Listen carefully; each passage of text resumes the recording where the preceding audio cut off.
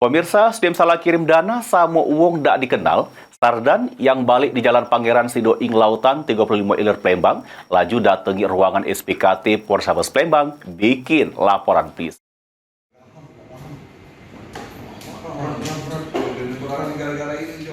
Malang nasib yang dialami oleh Sardan, warga yang balik di Jalan Pangeran Sido Ing Lautan, Lorong Kedukan, Bukit Duo, Kelurahan 35 Ilir, Kecamatan Ilir Barat 2 Palembang, SDM salah kirim dana sama uang yang tidak dikenalnya yang bikin dirinya jadi rugi. Atas kejadian tersebut, korban laju datangi ruangan SPKT Polrestabes Palembang, bikin laporan polisi.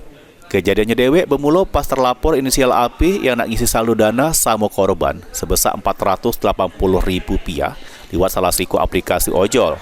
Ternyata korban terisi dana sama terlapor sebesar Rp4.800.000. Merasa salah kirim, korban minta balik ke duit yang salah kirim sama terlapor. Cuma terlapor berkelak dengan alasan bukan dirinya yang ngisi dana tersebut. Sempat digari korban ke rumah terlapor, cuma tidak ketemu. Korban laju ngomong sama orang tua terlapor kalau dirinya salah kirim duit.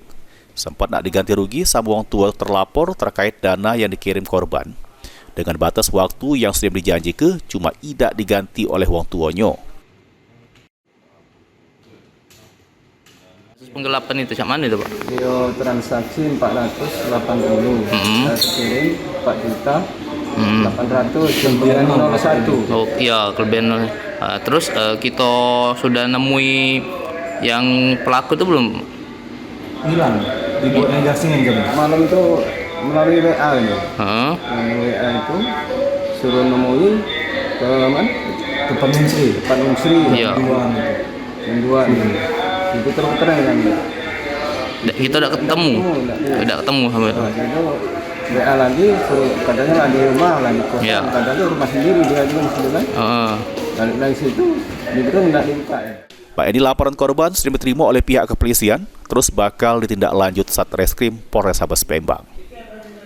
Suryadi, PAL TV.